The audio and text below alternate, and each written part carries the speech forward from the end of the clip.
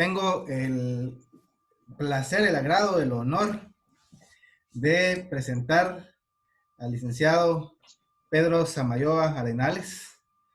Yo creo que es una persona sumamente conocida en los círculos de la educación especial, del neuroaprendizaje, de la neuropsicopedagogía.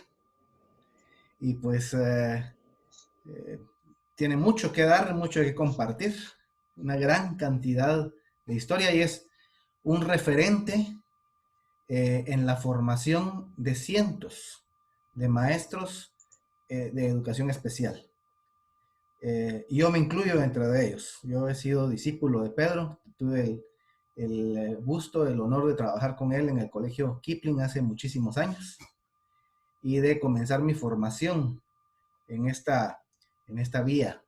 Fue por Pedro que yo me enteré del programa de enriquecimiento instrumental, el PI, que después participé, y también del Neuronet y de la gimnasia cerebral, y de todo eso que ha sido una valiosa formación para mi persona. Pues se lo debo también a Pedro en una buena medida. Y al equipo de Kipling, a Mila, a Carlos y a todas las personas que colaboraron conmigo en esos momentos de la vida. Entonces, Pedro, bienvenido. Gracias por estar acá y por compartir. Gracias, Luis Francisco.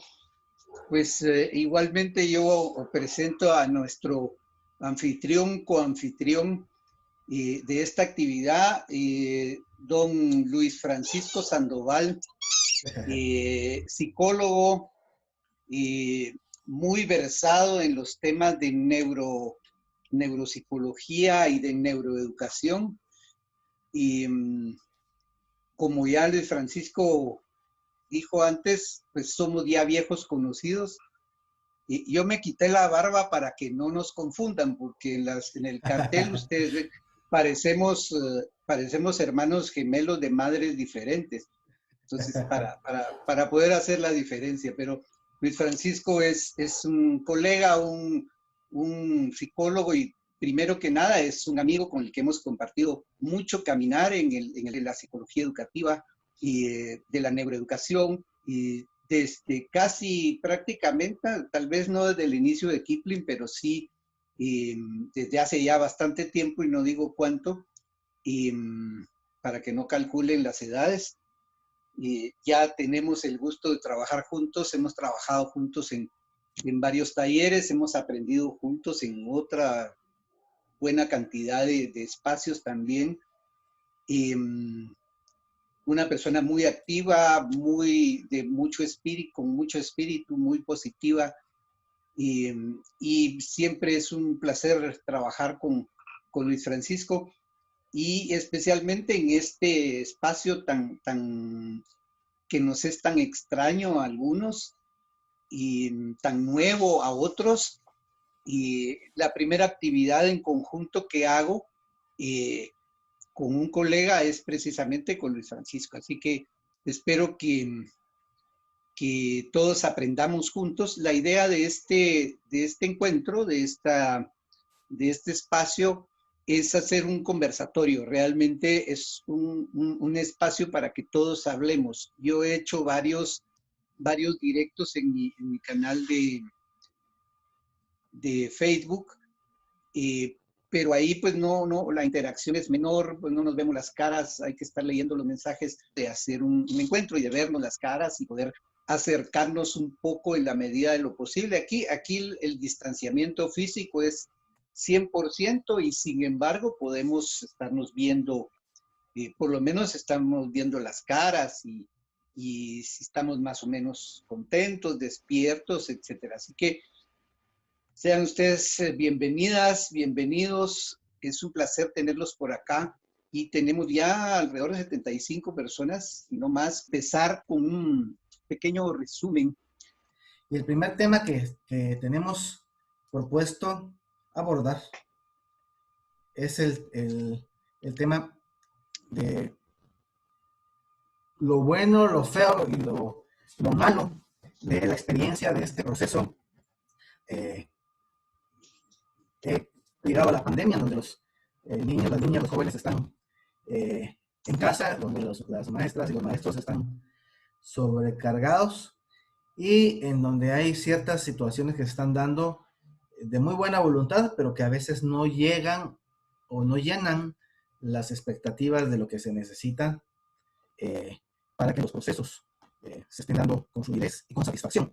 Satisfacción tanto para el maestro, como satisfacción para los niños, como satisfacción para los padres de familia.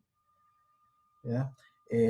Mucho de lo que hemos estado observando es que hay insatisfacción de unos u otros, ya sea el docente porque no logra transmitir la información tal cual estaba acostumbrada a transmitirla, y pues que la educación a distancia tiene un sistema completamente diferente. No se puede trabajar, por ejemplo, queriendo tener a los niños sentados frente a una pantalla 5 horas seguidas en la casa, con la mamá trapeando detrás y con los hermanos jugando o haciendo otras cosas,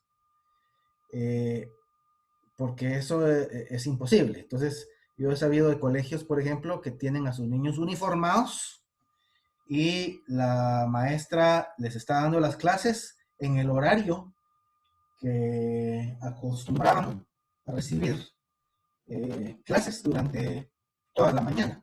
Y los niños tienen que estar ahí sentados con la cantidad de distractores que hay alrededor y la maestra con la falta de seguridad, si el niño está comprendiendo, si está asimilando, si está presente, etcétera. Como ahorita, por ejemplo, tenemos cámaras apagadas y yo si quisiera saber si está escuchando, qué sé yo, quién ya y que tiene su cámara apagada, ¿verdad? No sé si está o si se fue a hacerse un pan, ¿no? Entonces eso le está pasando también a los maestros. Y acá hay una serie de situaciones que investigué por acá, que voy a compartirles con relación a lo que estábamos observando, como problemática de lo que está pasando actualmente. Por un lado, hay recarga, aquí se mira bien, ¿verdad? Hay mucha recarga docente, o sea, los maestros están trabajando mucho más de lo que en algún momento estaban acostumbrados a trabajar. Por ejemplo, yo he sabido de alguna maestra que para hacer un video de 20 minutos donde está explicando un tema, se pasa 4 horas, 5 horas grabando, editando, corrigiendo, etcétera, para que luego esté la crítica de los papás. Ay, tan poquito tiempo que estuvo mi hijo sentado ahí, solo 20 minutos, cuando en realidad la maestra hizo todo un esfuerzo para que en esos 20 minutos estuviera un tema tratado, dándole lo que fuera indispensable, por ejemplo. Un problema que tenemos, y es un problema que lo tenemos desde siempre, pero que ahorita está siendo evidente, es el problema de la comprensión lectora de nuestras niñas y nuestros niños. Fíjense que lamentablemente los niños saben leer de forma mecánica, pero la comprensión lectora, los índices de comprensión lectora son muy bajos. Entonces, nos está costando que los niños logren ser independientes, autosuficientes, autónomos en el proceso de aprender, que para la educación a distancia es un requisito. O sea, un niño que no tiene la costumbre de ser, de generar su propio proceso de aprendizaje, de ser autónomo, va a tener muchas dificultades en este proceso de educación tal cual lo estamos nosotros llevando en este momento. Les decía el riesgo de la deserción escolar. Los niños tienen mucho riesgo porque los padres tienen que trabajar y se llevan a sus hijos a clases. Los niños no tienen acceso a la tecnología y por lo tanto se están quedando atrás con relación a los compañeros que sí tienen esa oportunidad. Y entonces, si no hay políticas adecuadas para ayudarlos, a fin de año los niños no van a promover y van a terminar desertando de la escuela, que eso es algo que puede estar próximo para el ciclo escolar 2021, la deserción escolar, sobre todo en áreas rurales. Por otro lado, pues falta de preparación de los padres, falta de involucramiento de los padres también, falta de saber qué hacer, y también la desvinculación entre padres y maestros es un factor que también está influyendo en esta situación actual. el acceso desigual a las plataformas de aprendizaje digital, la ausencia de calidad y significancia en el uso virtual. O sea, la casa es actualmente el aula de los niños. Como decía Torucci, la casa puede ser un laboratorio, pero estamos desvinculando y queremos hablar de cuestiones de las cuales el niño en su contexto actual no tiene referencias, por lo tanto su proceso está siendo carente de significado. Entonces, si vamos a dar alguna clase de ciencias naturales o de matemática o de cualquier área, busquemos que eso se adecue a su realidad, a la cocina, a los ambientes de la sala, de la lavadora, del jardín, etcétera, ¿no? Para que haya una calidad y una significancia en el aprendizaje desde lo virtual.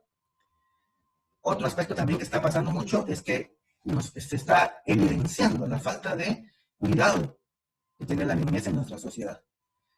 Los papás tienen que ir a trabajar y dejan a los niños solos en la casa y están expuestos en la soledad que están viviendo en sus casas. Y luego también la incomprensión de los mismos padres, que ahora los padres en algún momento se vuelven el bullying de sus hijos, queriendo exigir cuando ellos mismos no tienen la preparación para poder orientar los procesos y que genera maltrato. Es otra situación que estamos observando. Y pues aquí hay una anotación importante y es que lo natural sigue siendo importante. Y con eso me refiero a que todo lo que implica ser humano es muy valioso y es parte de lo que tenemos que ver cómo en esta realidad post-pandémica podemos rescatar.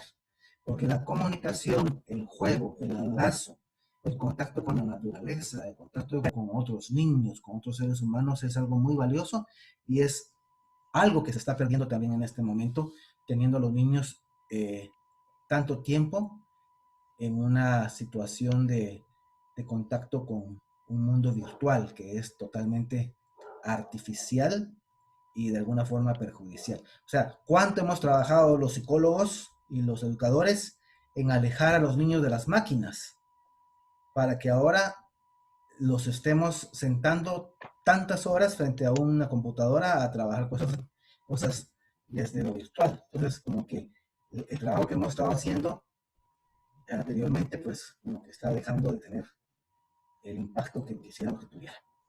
Pedro, ¿qué has observado? Y le damos la palabra a los compañeros y compañeras para que podamos discutir. En mi opinión es muy temprano para decir cosas como que la escuela virtual ha fracasado. Y creo que es muy pronto, hasta este momento que llevamos ciento y tantos días aquí en Guatemala por lo menos, y que tenemos la deficiencia en nuestro país de que la sistematización de experiencias, la sistematización de datos, que es parte de un proceso de investigación, no la hacemos con frecuencia y a veces no la hacemos nunca. Entonces, recabar los datos sobre lo que ha estado sucediendo en nuestro ámbito aquí en Guatemala, con la escuela virtual, es muy pronto para saberlo. Yo he contado 3 eventos en línea en donde se ha hablado de educación aquí en Guatemala contra otros países en donde han habido muchísimos más. Y entonces creo que la escuela virtual, que es una experiencia nueva, que es una experiencia para la que no tenemos referentes, y es la que necesita adecuaciones curriculares. Una idea interesante que leí por ahí, Ángela me pasó el dato y se los vamos a compartir por correo o en la página, es el asunto de la alfabetización digital. Así como nuestra formación ciudadana como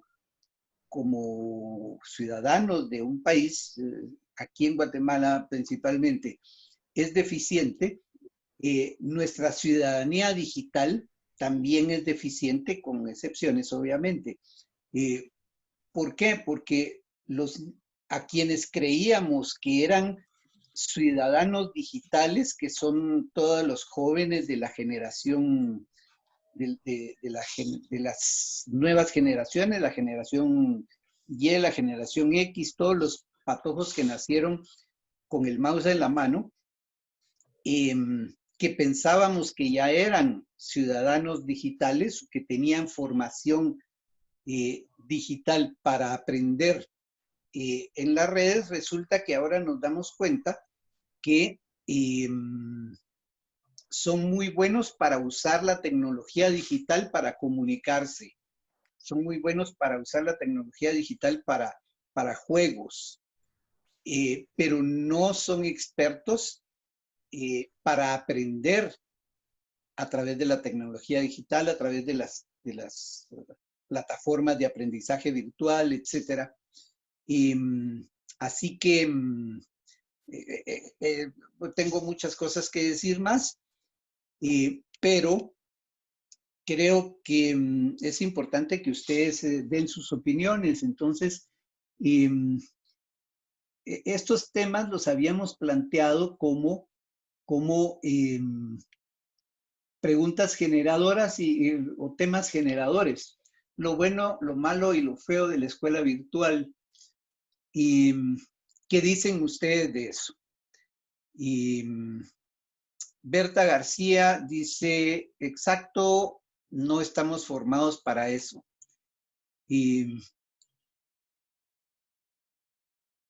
los escuchamos a ustedes. Nos interesaría muchísimo que ustedes planteen su experiencia, o si no han tenido experiencia, su opinión al respecto de lo que Luis Francisco decía y lo que yo estaba planteando en este momento.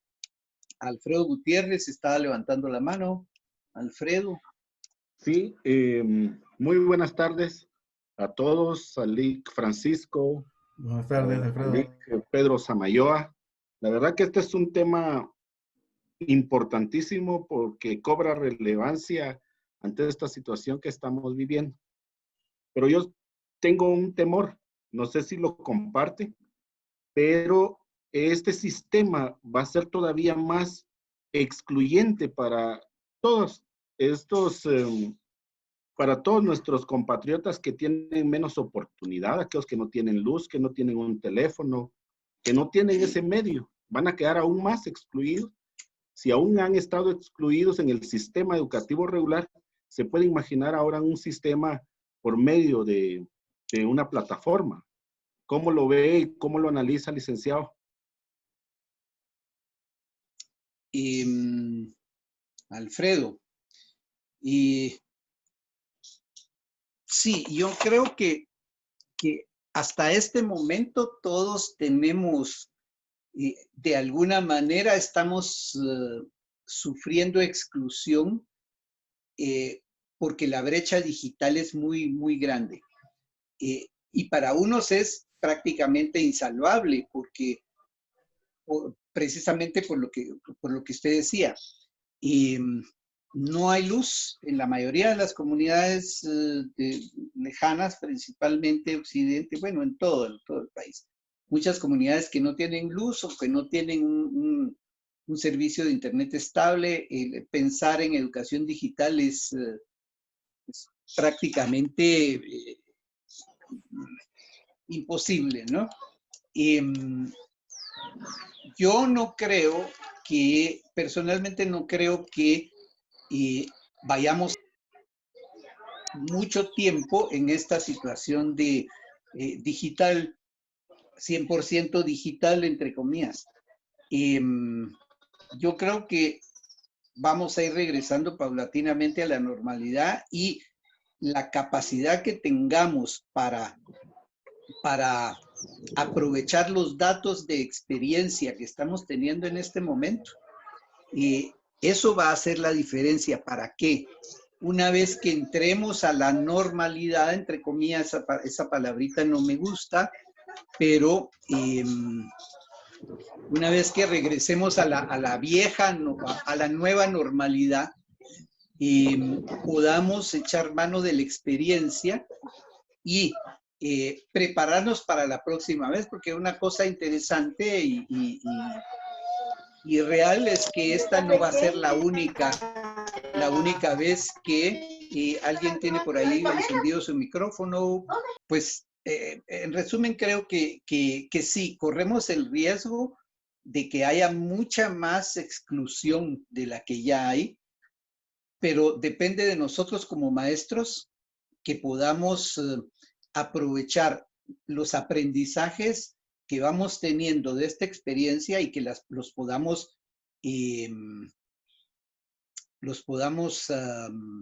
convertir en propuestas, como decía Luis Francisco al principio en su presentación, nuestra capacidad individual, por un lado, y grupal, por el otro, con pequeños proyectos o colectivos con los que podamos hacer presión en autoridades locales, en autoridades escolares locales, no hablo del Ministerio de Educación, y para que podamos ir haciendo pequeños cambios locales en nuestros colegios, en nuestras comunidades, y que se pudieran eventualmente ir generalizando. Me parece que pues esa es mi posición, Alfredo. No sé, Verónica quiere tomar la palabra.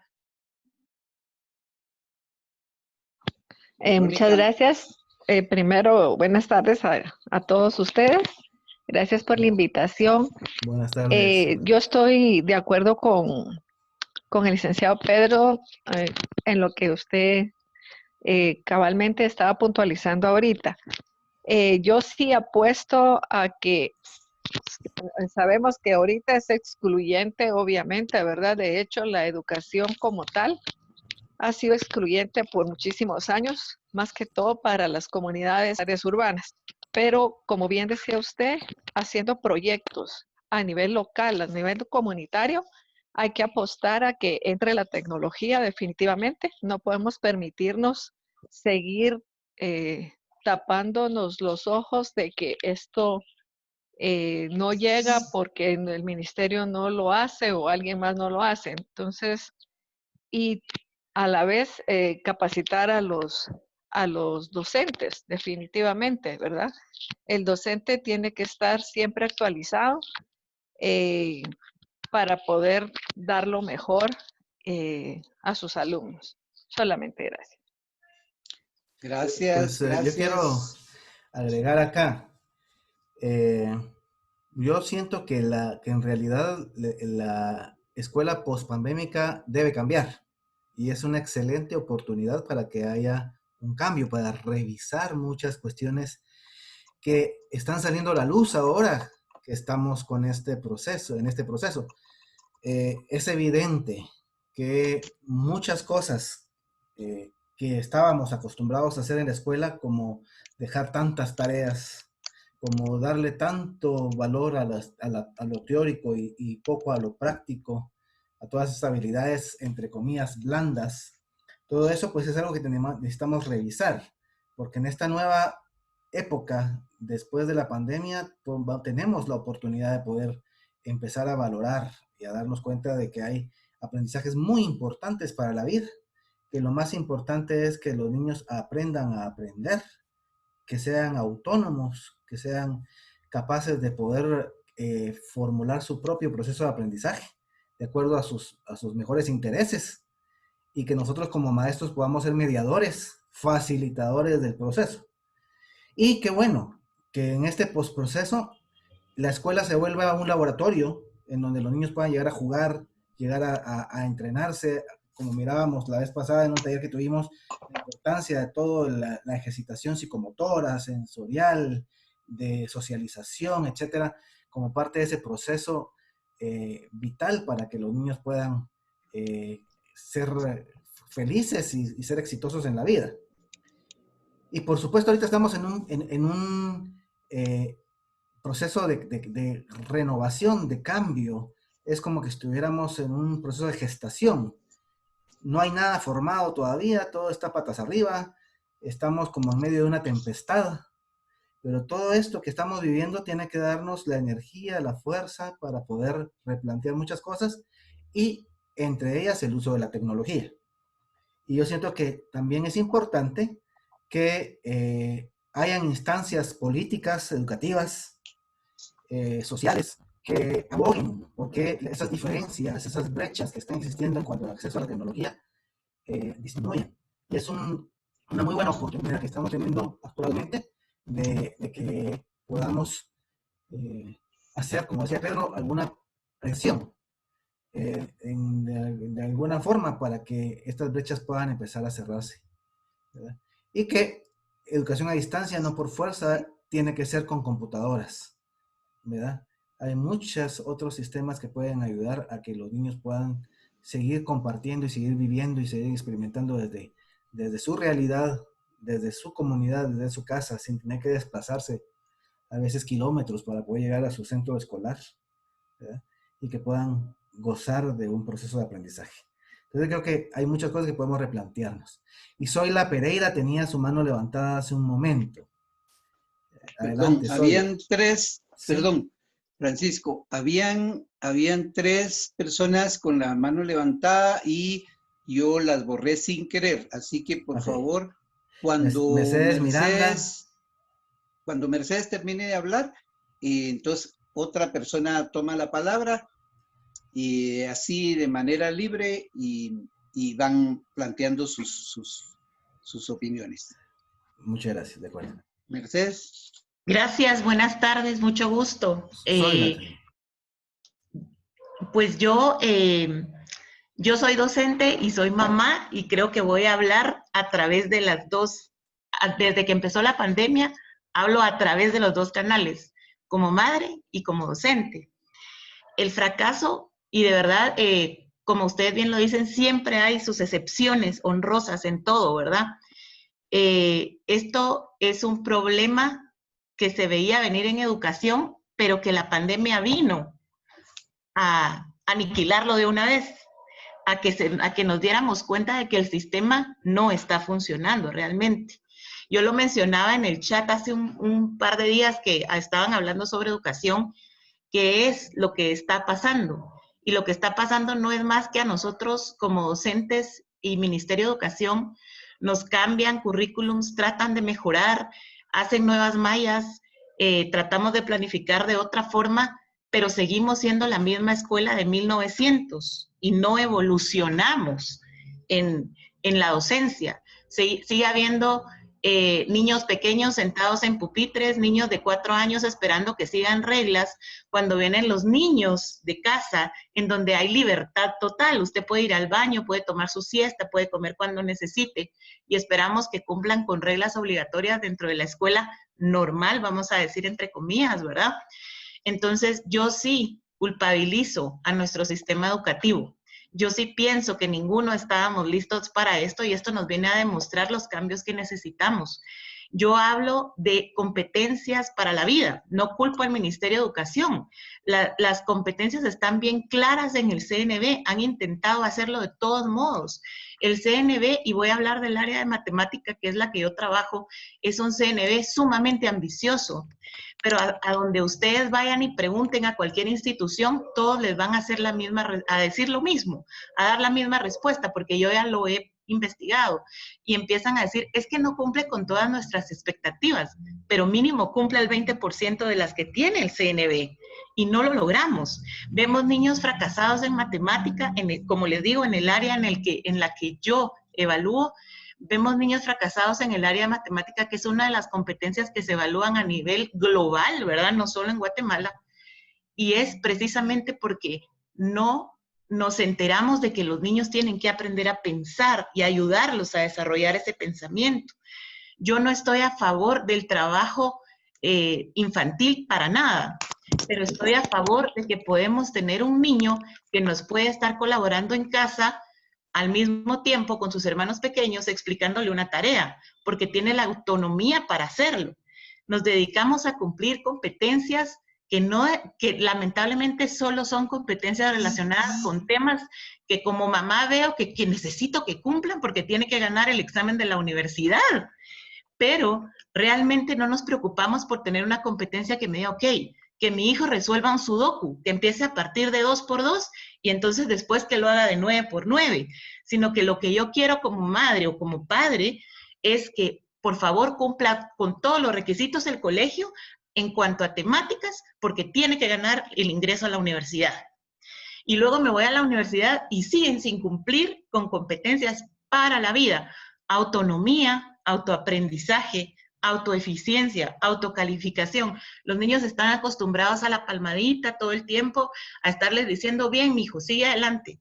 Y sabemos que esto es importante, la parte emocional es también fundamental. Sin embargo, no tenemos niños que puedan decir, ok, yo mismo sí lo hice bien, puedo seguir con el siguiente problema.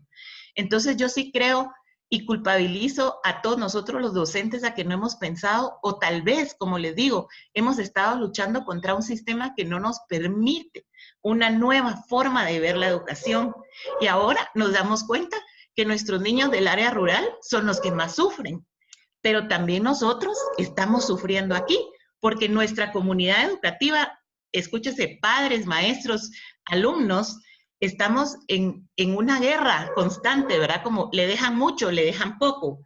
Lo voy a sacar al colegio, lo voy a cambiar. Es demasiado que la plataforma, que no sé qué, que no sé cuánto. Entonces es una lucha constante, ¿verdad? Lamentablemente nuestros niños del área rural se están quedando sin lo que merecen. Entonces esto nos está demostrando que ni en el área rural ni en el área urbana estamos implementando bien las competencias para la vida que el CNB nos ha propuesto desde el inicio. Muchas gracias.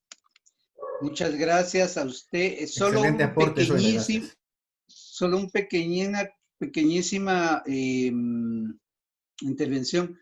El asunto del CNB es muy importante, lo que decías, Mercedes. Mercedes, lo que dice Mercedes, el CNB es probablemente uno de los CNBs mejor estructurados de Latinoamérica.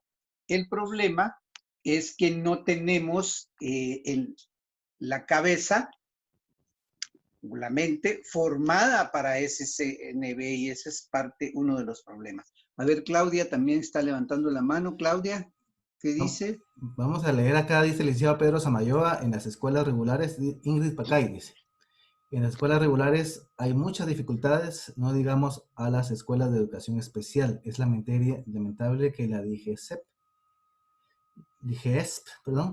pide informes cuantitativos que por regular se trabaja de acuerdo a procesos cualitativos. Y en mi escuela estamos trabajando propuestas de la resolución de la situación, ejemplos pequeños, proyectos productivos como emprendimientos, porque tenemos... Gracias, buenas tardes a cada uno. Buenas tardes, Claudia. Gracias, muy amables. Lo que yo quería mencionar es que creo que estamos ante un gigante que no podemos evitar, y es la tecnología. Querramos o no, esto nos viene encima desde hace muchos años y ahorita se inmiscuyó mucho más en la escuela. Entonces, creo que la que vemos ahorita como desventaja tenemos que sacarle el máximo de ventaja, porque no lo vamos a parar. Independientemente de cómo sea nuestra nueva normalidad, como lo mencionan muchos, esa tecnología ya está intercalada en todos nuestros medios. Esa es una. La otra, yo siento que una de las situaciones para resolver un problema es ver los culpables, porque sí, obviamente vemos muchos errores y nos hemos dado cuenta como docentes, pero aunque encontremos culpables, yo creo que es nuestra responsabilidad ver soluciones, independientemente de que no seamos los culpables o cuál es la situación. La otra situación, viendo, como decía usted, lo malo, ¿verdad? Tenemos una oportunidad de oro en nuestras manos como docentes. El acercamiento que tenemos ahorita con los jóvenes, con los estudiantes, que lamentablemente no es la mayor población, como decía un compañero ahí hablando, ¿verdad? Es invaluable.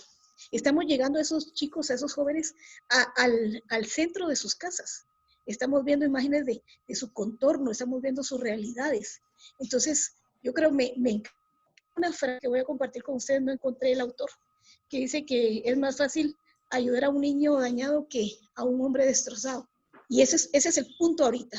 O sea, nosotros, ser ese docente que marca, ese docente que va a llevar al chico o al joven a, obviamente con todas las herramientas nosotros que tenemos académicas que deben de ir ahí, porque va a haber un desfase. Esta generación definitivamente va a haber cierto desfase académicamente. Eso no lo podemos nosotros cubrir en su 100%, pero que por lo menos tengan esas herramientas de seguridad, de felicidad, de saberse que son valiosos, de saber que tienen la capacidad de cambiar, de tomar decisiones. Yo creo que eso es lo principal. Si va a haber una semilla, y aunque va a ser lo mínimo que podemos lograr, yo creo que ese es nuestro empuje. Que el chico sea autodidacta, como dijo una compañera, y que tenga la capacidad de decir que merezco ser feliz y yo soy responsable de mi propia felicidad, independientemente de las situaciones. Porque esto que es a nivel global, sabemos que va a haber repercusiones y ahorita las estamos viviendo, no digamos más adelante, van a haber, pero prepararlos para esas situaciones, ¿ok? Entonces, yo pienso que eso es ver todo lo negativo, ¿ok? Sí, pero ¿qué vamos a sacar de eso?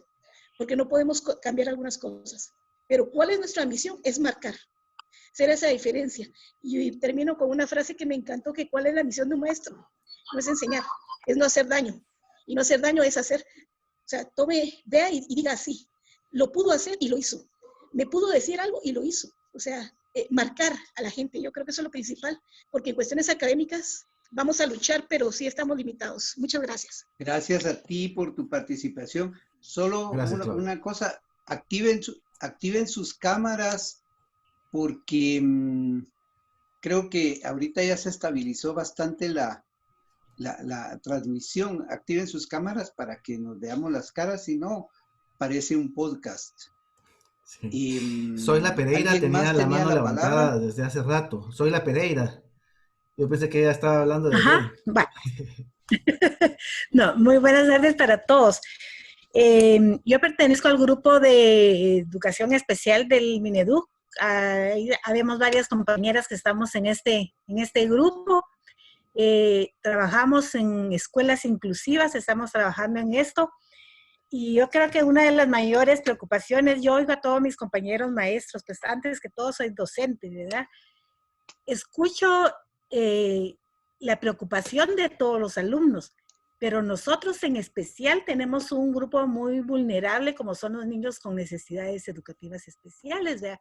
¿Qué está pasando con estos nuestros niños, verdad? Esa es la preocupación mayor para nosotros que trabajamos en este ramo, ¿verdad? Yo pienso que la base es la familia y la comunidad, que son los que pueden apoyar a estos niños que son los más vulnerables, ¿verdad?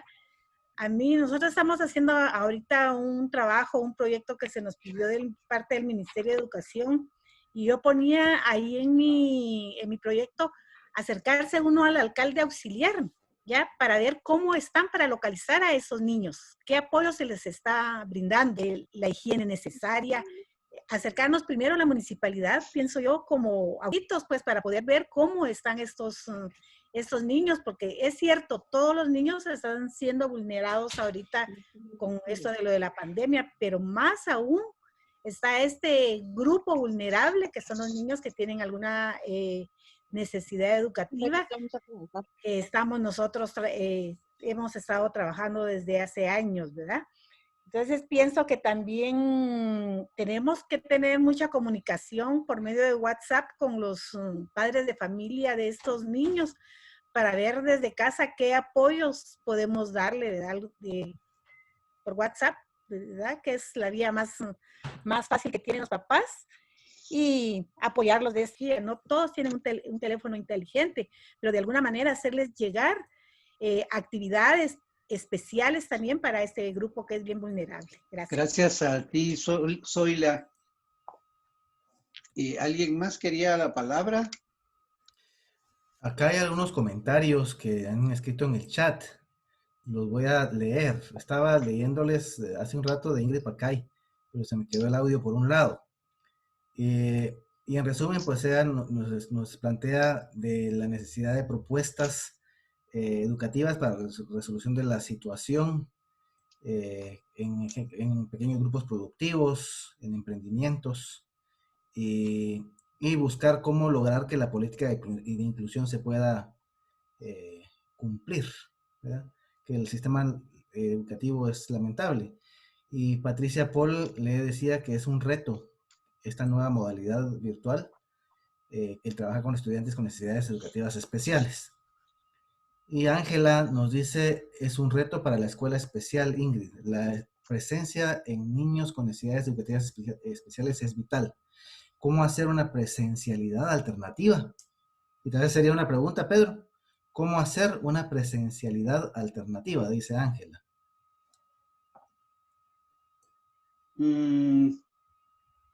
Sí, si entiendo bien la pregunta, y que se sale así de la caja. Siempre hemos estado, aquí en Guatemala en particular, desde hace unos años, pocos relativamente, que se oficializó la educación inclusiva, entre comillas, porque no es inclusiva todavía. Y se habla de adecuaciones curriculares, se habla de qué hacer para adaptar al niño a la escuela. Y pocas veces cómo adaptar la escuela al niño, a cada uno de los alumnos. Pienso que los que tienen necesidades educativas especiales, más que los niños, es el sistema escolar, por no hablar de escuelas y colegios, ¿no? De centros o de proyectos educativos. Creo que las necesidades educativas especiales las tiene el sistema. Y es donde tenemos que incidir para que realmente este paréntesis que estamos teniendo en nuestra rutina escolar, y que aparentemente va para un año por lo menos, lo pudiéramos aprovechar para, si no empezar de nuevo el regreso a las aulas, y aquí estaríamos conectando con el cuarto, que pudiéramos aprovechar, como decía antes, las experiencias que estamos teniendo, cada uno de nosotros como padres, como maestros, y que pudiéramos ponerlas en común, y sistematizarlas y poder tener una especie de guía, por lo menos si no un mapa, un croquis de por dónde tenemos que caminar en la escuela post-pandémica. Recordemos que la escuela post-pandémica terminará cuando termine la pandemia, y teóricamente, oficialmente, una pandemia dura 2 años, o sea, tenemos todavía como 15 meses de pandemia oficial. Cuando los niños regresen a la escuela, definitivamente no van a regresar a la misma escuela de antes, por el distanciamiento social y que las mascarillas y que todo este asunto. No imagino un aula de niños de preprimaria con distanciamiento social y con mascarillas. Yo sí me la imagino, pero en la práctica va a ser como los chistes, ¿no? Entonces, creo que hacer como maestros, como padres y madres de familia, incluso como maestros universitarios, porque yo tengo una sobrina que está en la universidad haciendo una maestría, me parece, y lo que ella me cuenta de la maestría en una universidad, que obviamente me reservo el nombre, dan ganas de ponerse a llorar. O sea, si yo no supiera que ella está estudiando una maestría, yo pensaría que ella está en secundaria, en una secundaria normal. Entonces, todo el sistema educativo, desde la preprimaria hasta la universidad y los posgrados, necesitan una revisión profunda, y nuestra experiencia personal, ponerla en común con otros maestros de nuestro círculo, porque juntarnos, pero en nuestro círculo sí. Entonces, poner en común la opinión, las experiencias de nuestros compañeros, compañeras, padres maestros, y enfatizo padres maestros, nuestros padres, nuestros maestros, es mucho más fácil, incluso aula por aula, por ejemplo. poner en común, hacer algo como esto, un conversatorio padres y maestros de mi aula o de mi materia, para recabar datos de su experiencia, recoger esos datos, apuntarlos, empezarlos a sistematizar y a intercambiarlos entre estos pequeños subgrupos. Al final de algunos meses, a lo mejor podemos empezar a publicar algunas cosas. Pequeños manuales, pequeñas memorias de nuestras reuniones. Y al final de la pandemia, a lo mejor podemos escribir un par de libros experienciales basados en nuestra experiencia práctica, no teórico. Teoría hay cualquier cantidad de teoría. Práctica que venga de los maestros del aula que han gozado y sufrido de la experiencia virtual, padres, madres y alumnos también. Y última cosa que digo, la experiencia de otros. Nunca en nuestra historia reciente, o algo como lo que está sucediendo ahora, personas de cualquier parte del mundo podemos reunirnos a hablar y a intercambiar información, ya o por escrito en chats. La experiencia que están teniendo otros maestros en otros países nos abre los ojos a que las dificultades que estamos teniendo son comunes a todos los sistemas educativos, por lo menos en Occidente. En Europa, en España, en Inglaterra, en Sudamérica, en todas partes del mundo está sucediendo más o menos lo mismo. Y es una oportunidad de oro para aprender de la experiencia de otros e intercambiar información. Nunca había sido tan fácil intercambiar información y aprender de otros. Ya me callo porque si no sigo hablando. ¿Quién más quiere tomar la palabra? Alfredo Gutiérrez decía por acá que hay un problema muy serio de infraestructura en el país y que lamentablemente los servicios están al servicio pues, de pocas personas apoderadas. Y que eso impide que haya un proceso fluido, digamos, de aprendizaje. Alejandra Muñoz dice, nosotros hemos tratado de innovar en nuestra metodología presentando un modelo basado en la pirámide del desarrollo, adaptando los contenidos académicos a estas habilidades, pero uno de nuestros mayores retos ha sido los padres de familia que no aceptan nuevos modelos educativos. La resistencia de los padres de familia a nuevos modelos educativos. No sé si me están escuchando bien. El retorno al aula, sí. Mercedes Miranda dice, el retorno al aula es más cultural. Empecemos a enseñarle a los niños en casa a guardar distancia, ser limpios, respetar espacios vulnerables. Somos como cultura de contacto, abrazos, besos, etc. Así en casa debemos enseñar. Aunque en realidad, pues, como decía yo, lo natural y la necesidad humana de eso también es importante de considerar, pues, mi punto de vista, ¿verdad? O sea, es cierto, tenemos una pandemia, pero ¿cómo vamos a paliar la necesidad de ser humanos y de abrazarnos y de manifestarnos todo ese contacto físico que es imprescindible para el desarrollo social y neurológico de los niños, ¿no? Por acá, ¿qué más nos dice? Analiza Alvisures. Considero que una parte importante que hay que considerar ahora, luego de regreso a clases, es la parte emocional y social del niño. Yo creo que eso es fundamental. El encierro y las limitaciones de contacto los está cambiando. Y tal vez el punto, Pedro, siento yo que es de vital importancia, porque todo lo académico, todo lo teórico, todas las situaciones, pues son procesos que tarde o temprano los nivelamos o los logramos superar de alguna forma, pero el vacío emocional, social, eso tal vez sea un punto muy importante a considerar en esta nueva realidad post-pandémica, ¿no? ¿Cómo vamos a abordar ese tipo de situación? Y Vania Gómez sí, tiene la mano levantada. Decía, sí, Pedro. Vania. A ver, Vania. Sí, buenas tardes. Quiero saludarlos, ¿me escuchan? Sí, Vania, sí, buenas tardes. Perfectamente. Adelante. Muy bien, buenas tardes. Sí, mi opinión va un poquito enfocada a algo público, ¿verdad? Porque en el nivel privado, pues, están manejando otras estrategias. ¿verdad? Tienen los recursos, los niños, ¿verdad? Tampoco es lo mejor, ¿verdad? Porque se está convirtiendo en algo tedioso, ¿verdad? Inaguantable tanto para los padres como para los estudiantes. Pero en el nivel público definitivamente poseemos grandes problemas. Con lo que ya han opinado, tampoco creo que no hay que perder de vista que sí hay una responsabilidad del Estado, ¿verdad? Y que también eso tiene que pasar por políticas públicas y específicamente las situaciones de inclusión, ¿verdad? Y todas, porque en este momento creo que todos los niños se está teniendo que usar adecuaciones curriculares con todos los niños, haya o no haya informe, ¿verdad? Porque todos necesitan adecuaciones curriculares en este momento.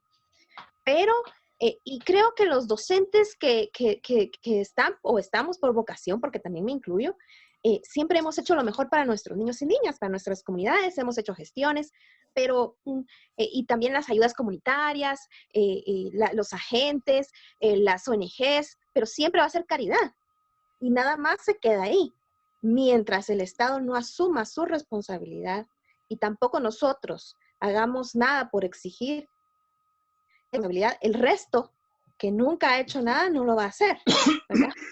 Y con el currículo nacional base definitivamente estoy de acuerdo que pues es algo muy bueno, pero mientras no haya una supervisión para que se lleve a cabo lo que se está proponiendo, pues tampoco va a resultar, porque lo van a hacer solamente de corazón, por voluntad los que así lo deseen, pero van a hacer siempre parches y parches y parches, y es lo que se está viendo, ¿verdad? Hay muchos docentes que están haciendo lo que están llegando a las comunidades, están con los cuidados que tengan, llevan las guías ellos mismos, les están dando los materiales de su propio bolsillo a los niños, pero no hay una organización del Ministerio de Educación, ni siquiera para organizar un Zoom o decir a los supervisores, miren, cada establecimiento debe de comunicarse con sus maestros por medio de Zoom, por lo menos, para ver qué van a hacer. Pero también hay otras donde pues, los docentes y los directores están haciendo lo posible o lo imposible. No se asuma como una responsabilidad, que es una responsabilidad del Estado también, pues, ¿verdad? Ese es mi punto de vista. Gracias. Gracias, Vania. ¿Quién quiere? Berta? Lamentablemente es que en ningún lado se están aplicando, etcétera. Se me borran los comentarios acá, Luis Francisco, no sé si lo tenés ahí. Sí, sí. Berta dice, lamentablemente, es que en ningún lado se está aplicando las adecuaciones curriculares. Como me parece que decía Vania, ¿verdad? Aun cuando en este momento deberían de todos tener una educación curricular. Y también había un comentario de Mayra Lemos que dice que los padres de familia no pueden hacer una educación curricular, ¿verdad? Que son los maestros los que están encargados de hacerlas. Sí, yo pienso, yo repito lo que Vania dijo, me parece que todos acciones curriculares. Obviamente porque esta es una situación inédita, porque nunca se había tenido una experiencia como esta, y es una experiencia nueva, y pues obviamente lo que yo tengo que hacer como maestro es adecuar mi clase a las necesidades de los alumnos que están siendo pues la virtualidad, el encierro y no sé quién, alguien, en lugar el bienestar de los alumnos. Y por llenar un programa, por llenar un reporte, por llenar los puntos de la currícula, etcétera, muchos, o esperaría que no fueran muchos, están priorizando eso a lo que Luis Francisco decía, el bienestar emocional, el bienestar general de los alumnos, que pasa por el bienestar general de la familia. No olvidemos que el 19% de nosotros, el 19% de la población guatemalteca tiene acceso a Internet ilimitado.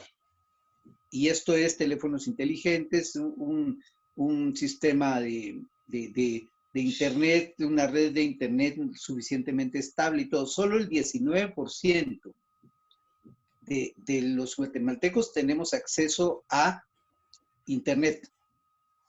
El resto para el 100%, no tienen estas facilidades. Entonces, las adecuaciones curriculares tendrán que incluir, por supuesto, políticas públicas, como decía Vania, Pero si esperamos a que el gobierno, el Estado, asuma la responsabilidad de generar política pública por sí mismo, por todos, enfrente de la computadora cualquier cantidad de tiempo, porque sabemos que sin presión, de lo que hagan presión para generar políticas públicas, eso no se va a hacer. Entonces ese es papel también nuestro, como maestros, como padres y madres, como ciudadanos en general, generar la suficiente presión en el Estado para que se vean obligados a generar esa política pública, porque el Estado por sí mismo no lo va a hacer. Por otro lado, pues no sé qué tanto, esto ya es opinión personal, pero no sé qué tanto el Estado le interesa generar política pública que hagan a los ciudadanos más críticos y pensantes. Es mi opinión, no sé, mi pregunta. Pero indudablemente los ciudadanos somos los que tenemos en nuestras manos presión se haga por parte del Estado. Y esto solo lo van a hacer aquellos grupos, aquellas personas que tengan la vocación de hacer esa parte legal, porque esto es mucho de la parte legal, ¿no? Y si empezamos por nosotros, por nuestra experiencia de vida como maestros y como padres de familia en una situación atípica, a generar cambios, esos cambios van a generar presión en el sistema. Y mientras más cambios sean, los que hayan pequeños cambios distribuidos en todo el sistema, se va a generar ¿cómo se llama? Un grupo suficientemente grande de personas y de instituciones, cada vez una masa crítica, gracias Luis Francisco, una masa crítica de personas que están generando cambios, y eso es presión para el sistema.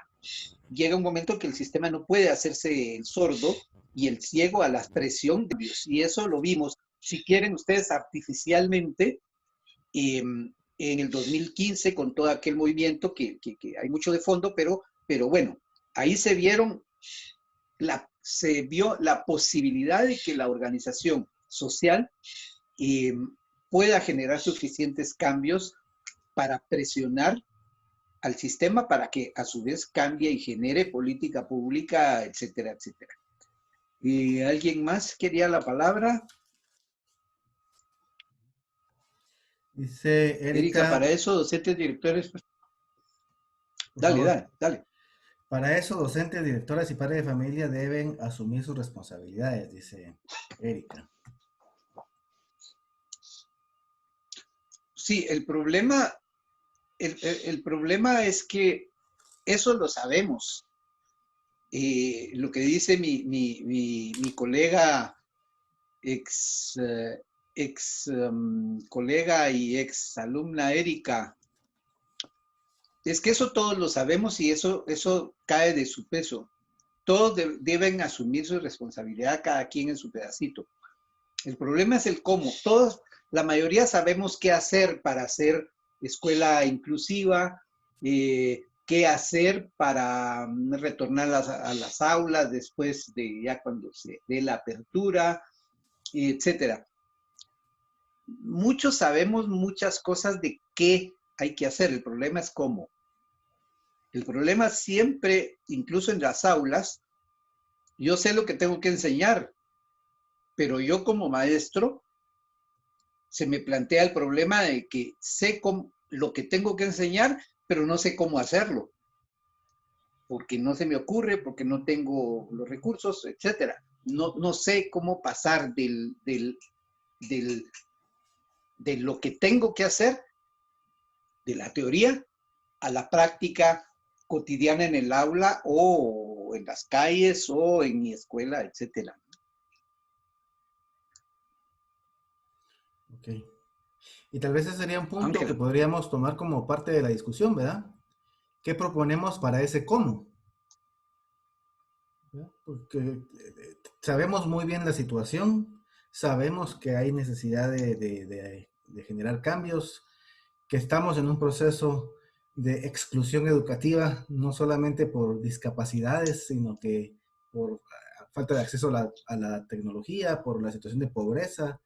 Hay una cantidad de situaciones que nos tienen excluidos en este momento, ¿no? Entonces sabemos muy bien qué está pasando, sabemos qué tendríamos que hacer. Ahora planteémonos el cómo. ¿Cómo proponen que podamos apoyar la solución? ¿Qué proponen como acciones en este tiempo como preparación a la etapa esta de post-pandémica que estamos viviendo? A ver quién nos aporta. Pedro, ¿cómo le hacemos? A ver, anímense a hablar, o piden la palabra, o yo le voy a decir a Lila Argueta, por ejemplo, que hable. A ver, Lila, ¿qué dice? A ver, anímese usted, ¿qué dice? ¿Cómo hacemos para pasar de la teoría a la práctica? Bueno, yo pienso que esa es una parte de conciencia de cada uno de nosotros, el tener que ser más humanos y poder poner mucho de nuestra parte para hacer estos cambios, ¿verdad? Importante ¿Cómo lo haría usted? La buena voluntad, ¿verdad? Sí. Empezando por la buena voluntad, el deseo y la claridad en que hay que cambiar, algo hay que cambiar. ¿Usted es maestra, Lila? Soy maestra y soy terapista. Ajá. ¿Qué cambio pequeñito haría usted en su actuar como maestra extraña que tenemos? ¿Qué cambio se le ocurre o se le ha ocurrido ya que debería hacer como maestra? Bueno, yo creo que tendríamos que poner más en práctica los ejercicios y hacer que nuestros niños cooperen y sean más participativos en todas las actividades que hay en un colegio, en una escuela, en una clase, ¿verdad? Para poder aprender de una mejor forma y más activamente. Promover la participación, que sean clases participativas en donde no sea el maestro que está enfrente el que está hablando o diciendo, sino que sea una cuestión más interactiva, digamos. Es importante. Sí, tiene que ser más interactivo, o sea, no solo que esto lleve la batuta, ¿verdad? Que todos los tiempos o en algunos ocasiones realmente el maestro es como más impositivo y a veces con la libertad y la experiencia. Pues entonces, Lila, importante entonces es un cambio de paradigma, ¿no? No podemos seguir teniendo el mismo modelo tradicional que estamos teniendo, sino cambiarnos hacia una educación más de tipo personalizado, más basada en proyectos y en donde la postura del maestro también cambia, ¿no? En las experiencias que sí, creo que tenemos que empezar por dejar de ser nosotros como docentes el centro y querer ser nosotros los que estemos transmitiendo el conocimiento, ¿no? Porque si nosotros queremos seguir en la misma línea de ser transmisores de conocimiento, la tuya, hermano. Me dormí. ¿verdad?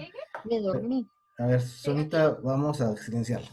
Le decía, si estamos en esa misma línea de ser transmisores de conocimientos y querer nosotros dirigir y organizar y supervisar la actividad académica de los niños, en realidad, en esta nueva realidad que estamos viviendo, nos vamos a quedar un poco desfasados. Comparto el criterio de una compañera acá que dice que tendría que ser un proceso lúdico, ¿verdad? Y sí, es así, ¿no? Empezar por eso, o sea, en el juego hay cantidad de aprendizaje. El aprendizaje centrado en el alumno, en donde el alumno es el centro del proceso de aprendizaje, donde el alumno decide sobre sus propios procesos, donde nosotros como docentes, como maestros, le facilitamos al niño el desarrollo de sus habilidades, de sus competencias, rescatando todo lo de las habilidades de las inteligencias múltiples, por ejemplo, para que cada quien pueda ser arquitecto de su propio proceso educativo. Yo creo que esa es parte del paradigma que tenemos que empezar a visualizar como un cómo vamos a afrontar esta situación. Y por otro lado, como algunas compañeras lo han indicado, importantísimo, siento yo, desde mi punto de vista, la política educativa. O sea, el poder ejercer de alguna forma como sociedad la fuerza de grupo, de esa masa crítica que dice Pedro, que exija al Estado que dote de los recursos necesarios para que esta nueva realidad pueda funcionar con eficiencia. ¿Sí? Entonces, desde diferentes sectores, desde los maestros en sus aulas, desde la postura de los padres de familia, desde la postura de los sindicatos en algún momento también, desde el sector privado, se necesita tener diferentes instancias que apoyen que haya una mejor cobertura tecnológica, que haya una mejor formación de los maestros, ¿verdad? Porque necesitamos capacitarnos, ¿verdad? No podemos seguir pretendiendo que hayan cambios en los procesos educativos si no empezamos por nosotros mismos, empezar a hacer cambios en nosotros, en nuestros procesos internos de crecimiento, de desaprender muchas cosas que habíamos aprendido hasta el momento. ¿Verdad? Yo creo que es una de las características de este siglo XXI, ¿no? La capacidad que debemos de desarrollar de desaprender para aprender, ¿sí? Y poder tener esa flexibilidad y esa apertura de aprender nuevos sistemas, nuevos paradigmas, nuevas metodologías de trabajo que nos permitan proyectarnos a la realidad y para que este aprendizaje siga siendo o se vuelva realmente significativo para los niños y las niñas. Todavía Úrsula tiene la mano levantada. Adelante, Úrsula. Buenas noches. Muy buenas tardes, mucho gusto. Siento que dentro de todo lo que se ha platicado, algo muy importante a resaltar es que toda la estructura de la educación en este tiempo de pandemia se ha trabajado desde el nivel de la capital. Entonces, no siento yo que no se han tomado mucho los diferentes contextos socioculturales y económicos de toda la población, porque en la capital podemos decir, bien o mal, la gente tiene señal, tiene acceso a un teléfono inteligente, independientemente del estrato social que exista.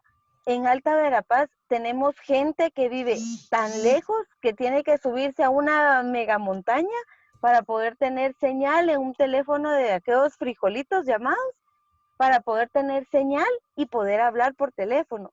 Pero entonces a toda esa población, todas las clases virtuales, todas las situaciones de folletos, de libretas que ha estado entregando el Ministerio de Educación, no llega. Y si llega, los papás no tienen la capacidad de sentarse con ellos y de enseñarles, porque ellos también no saben leer, no saben escribir, y casi que mandan a los hijos a la escuela para que ahí coman, para que ahí les enseñen, porque ellos se desinhiben completamente de la responsabilidad que como padres tienen al momento de la educación de sus hijos.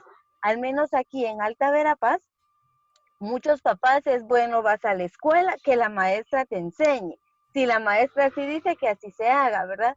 Entonces siento que ese contexto sociocultural debió de haberse puesto en práctica o de pensarse en cada uno de los diferentes departamentos, porque solo la ciudad capital muchas veces es la que condensa toda la información, y así es como se va a los municipios y a los diferentes departamentos, y entonces no llega a ser funcional para cada uno de los niños, de los adolescentes que están en el ciclo lectivo.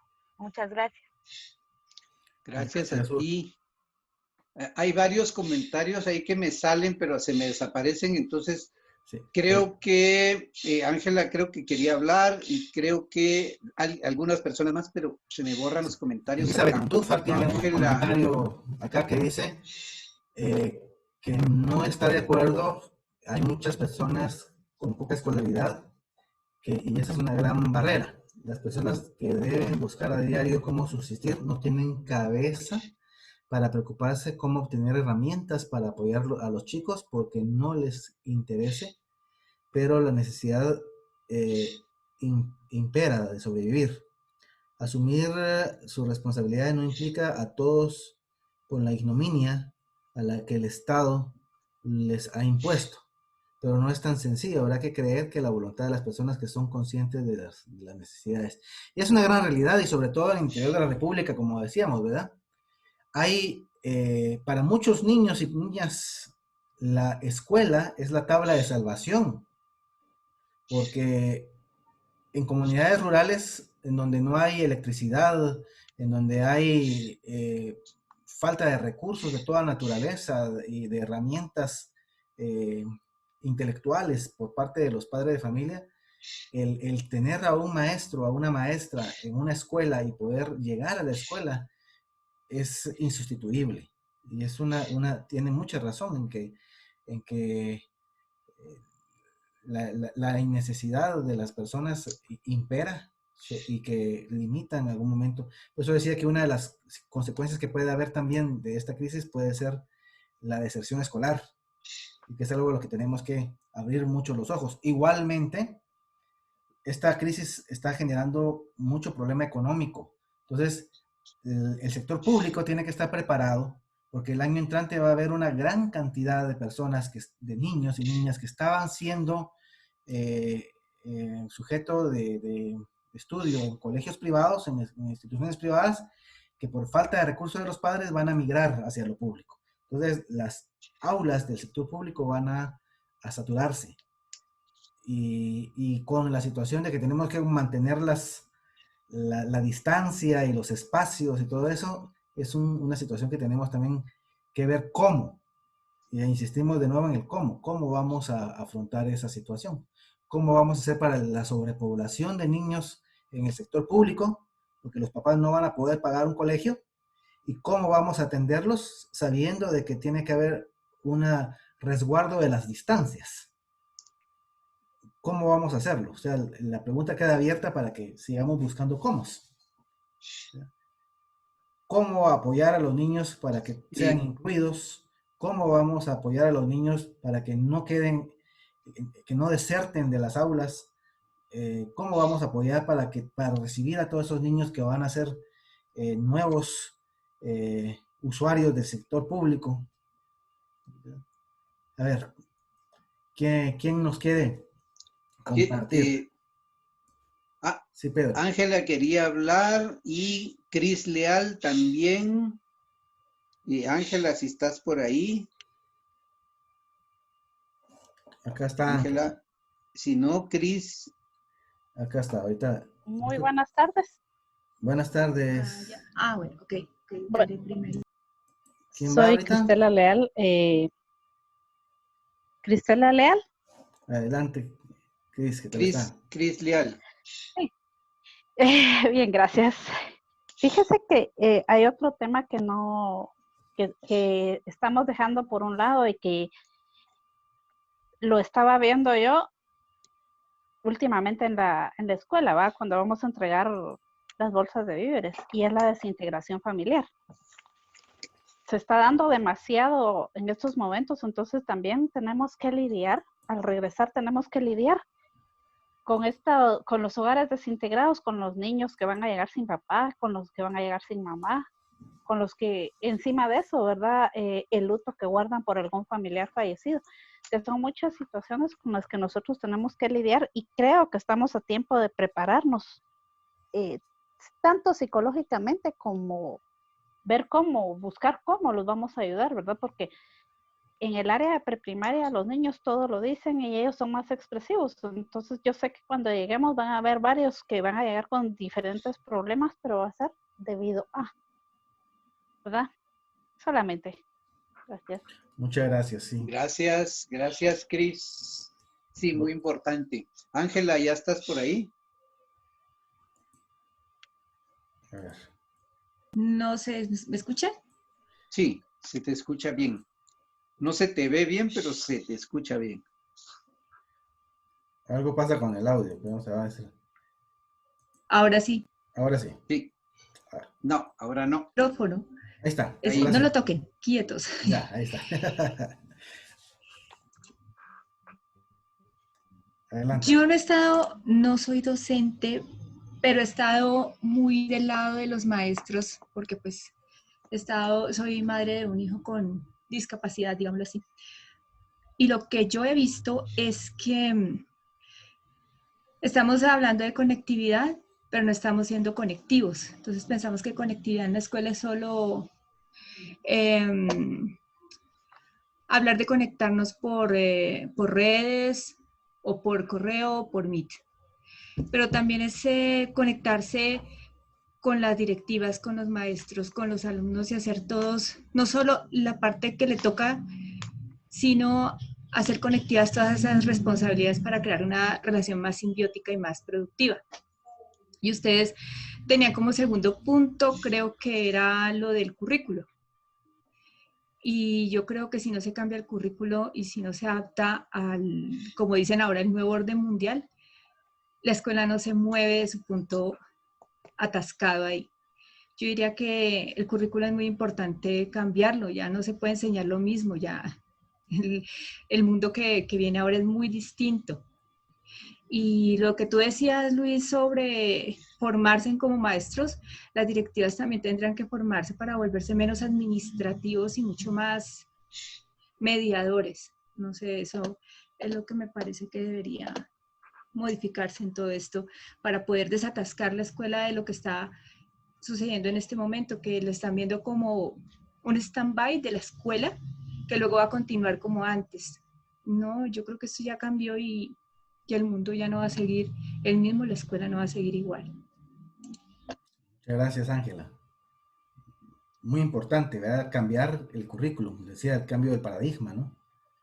El dejar de darle tanta importancia al hemisferio cerebral izquierdo, ¿no? De la lógica, matemática y todo eso, y vamos más hacia otras áreas que también son importantes de desarrollar. Sí, Pedro. Yo pienso que ya lo hablábamos antes sobre el CNB. Yo conozco el CNB, no a profundidad, pero lo conozco bastante bien. Y el CNB que nosotros tenemos es suficientemente abierto y flexible como para que puedan introducirse modificaciones importantes. El problema no es del currículum, del papel, de la cosa escrita. El problema está acá. El problema, lo que tenemos que cambiar es nuestra programación, por decirlo de esa manera, nuestra manera de ver el hecho educativo, el proceso educativo, el para qué estamos acompañando a los niños en el proceso de aprender. Pienso que lo que tenemos que cambiar es nuestro enfoque, nuestra manera de ver, nuestra filosofía de vida, y eso implica la filosofía educativo-pedagógica, por supuesto. Y Mayra está levantando la mano. Mayra nos estaba diciendo aquí también, como introducción a lo que va a plantear, ¿cuántos maestros han realizado reuniones de padres de familia? Y yo siento que tiene mucha razón Mayra, ¿verdad? En cuanto al apoyo y que necesitan los padres de familia para afrontar esta crisis. Adelante, Mayra, la escuchamos. Gracias. Muy buenas noches para todos. La verdad es que es un conversatorio muy interesante, de muchos aprendizajes, de respeto en opiniones, de quizás no estar de acuerdo en algunos aspectos, pero creo que todos estamos en un desafío. Para mí el tema de lo que es esto, pues después, ¿verdad? Lo que nos viene en esa temporada, qué difícil cuando ustedes mencionaban 2 años más, Dios santo, me puse a pensar. Yo sí soy docente, y para mí ha sido muy difícil después del 14 de marzo cambiar a la modalidad virtual al 100%. Prepararme en el tema de ese desafío de buscar las herramientas, de buscar los procesos necesarios para poder trabajar con mis estudiantes. Creo que también es importante ser siempre creativos. Yo le he puesto mucho a que seamos creativos y a otro elemento sumamente importante que es la emocionalidad del estudiante. No tenemos que olvidarnos de esa parte que es tan fundamental. Creo que los docentes que todos los días o cada 2 o 3 veces por semana se relacionan o se comunican con sus estudiantes, deben de hacer ese preámbulo de preguntarles a sus niños, a sus jóvenes, cómo están, cómo han pasado. Porque de alguna manera la compañera que hablaba anteriormente mencionaba de toda esa problemática que se está desatando en los hogares. Mucha violencia, abusos, porque no podemos realmente pensar de que todo está dentro del hogar si existe una serie de problemáticas que se están desatando a través de estar en confinamiento. Entonces yo creo que todos los que estamos acá tenemos una misión bien importante. Esto, para mí, este grupo ha sido maravilloso porque he tenido muchísimos aprendizajes.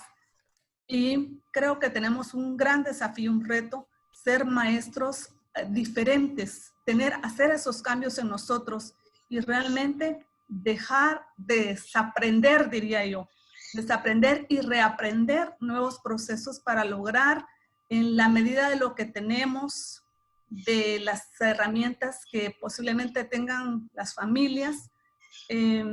Esa parte final la mencioné yo porque en unas conferencias que veía unos amigos de Argentina, ellos trabajaron mucho con padres de familia y me pareció que es importante eso. Muchas gracias y buenas noches. Muchas gracias, Mayra. Muchas gracias a ti. Importantísimo trabajar con los padres de familia. Pero, ¿puedo hablar? Erika. Erika, por favor, sí. Me resistí a hablar un poco.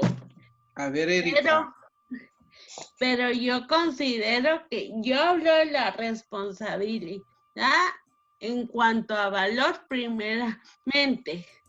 Segundo, identifico que comparto lo de Pedro, ¿verdad? El CNB de Guatemala es un documento, una herramienta muy completa y valiosa.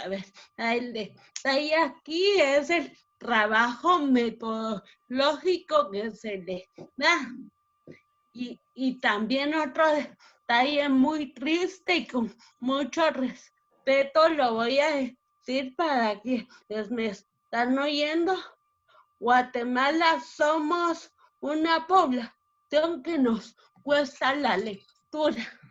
Sabemos leer, pero no sabemos comprender la lectura. Y no sabemos adquirir el hábito de la lectura, ¿verdad? Entonces, mientras existamos adultos que no leamos, que no nos empapemos y comprendamos toda la riqueza que tiene el CNB, no nos vamos a enamorar de él. Hay muchos docentes dispuestos. Excelente, la disposición es un valor riquísimo, pero me falta pasión, me falta apasionarme por eso que me gusta. No basta solo con que me guste dar clases, porque si no cambiamos de paradigmas, si no cambiamos estructuras metodológicas en el aula, mis niños no van a avanzar. El niño de este siglo no es de escuchar una cátedra, y eso es lo que nos cuesta entender a nosotros los adultos, que el niño de este siglo requiere movimiento, requiere dinámica, y el docente con muchas disculpas todavía dicta. Y sí lo digo abiertamente porque lo he visto.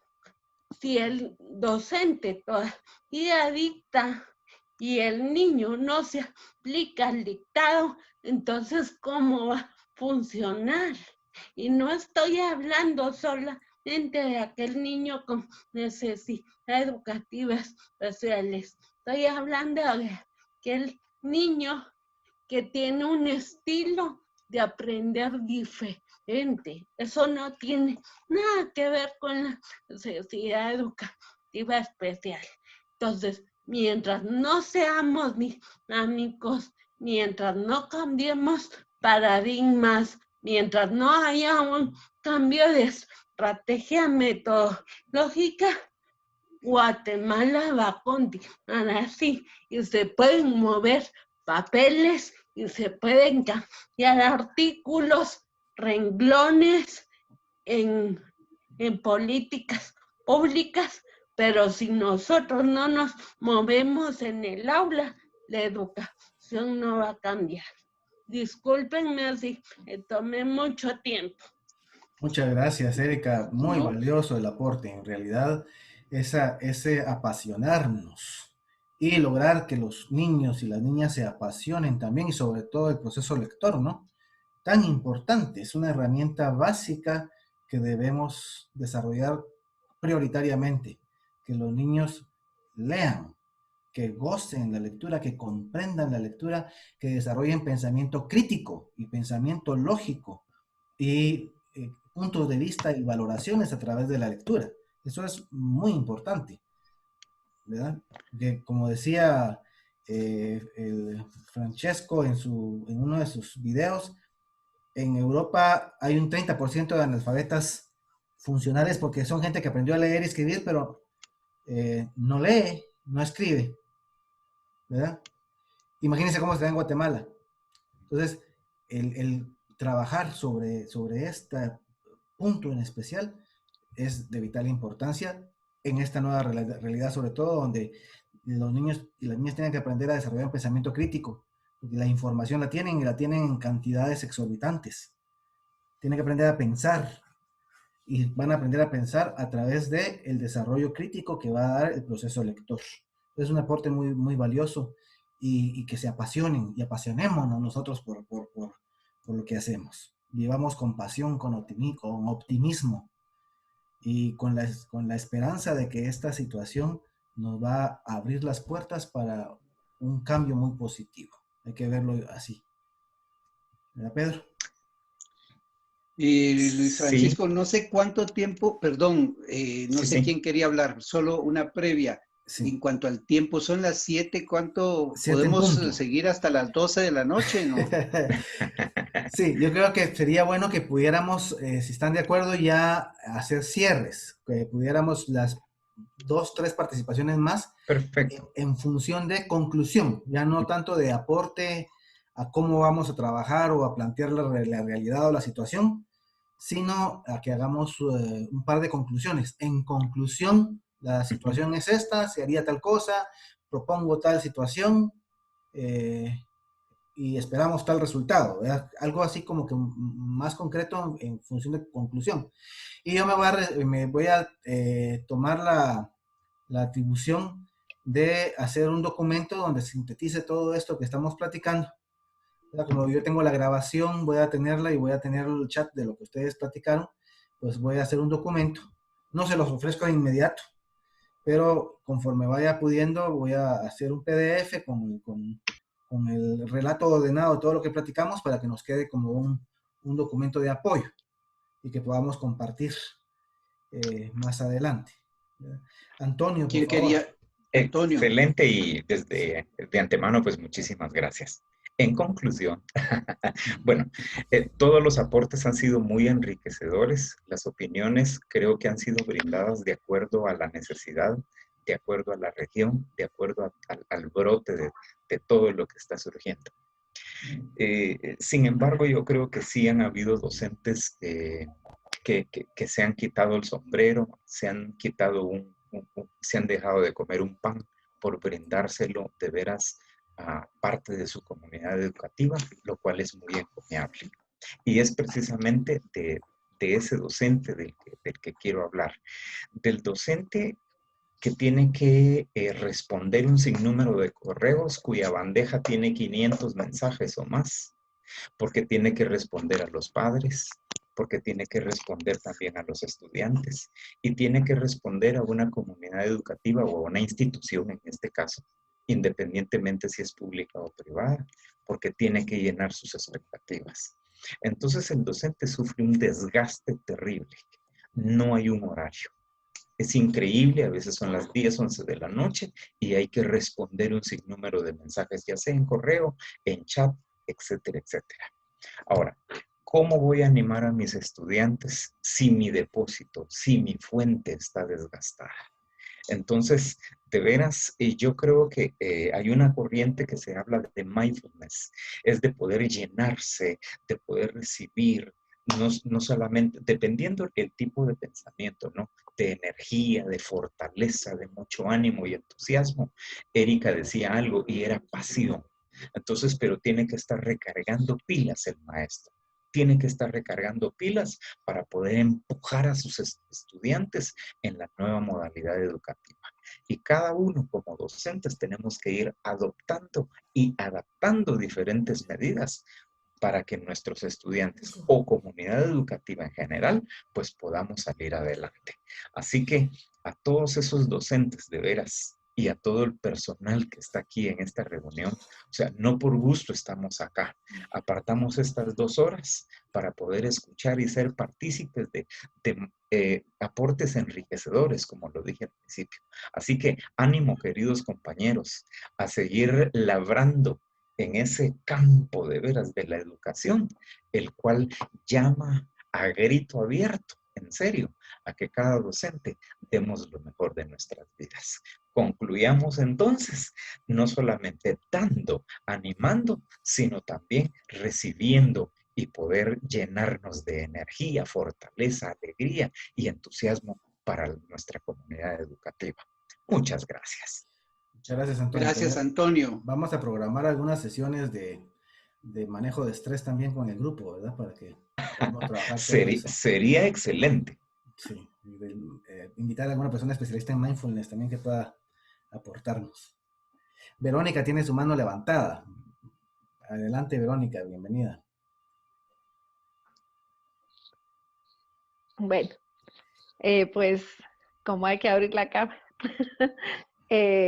pues realmente se mencionaron cosas muy interesantes y muy importantes.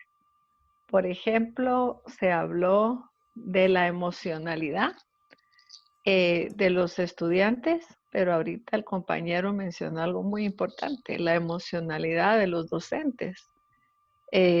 Yo tengo la oportunidad de trabajar en una universidad preparando docentes de segunda enseñanza y me veo pues con situaciones donde me dicen, mire, no pude completar el proyecto tal porque me dieron las 11 de la noche y no he terminado de hacer todos los reportes que me piden las instituciones, la institución de trabajo.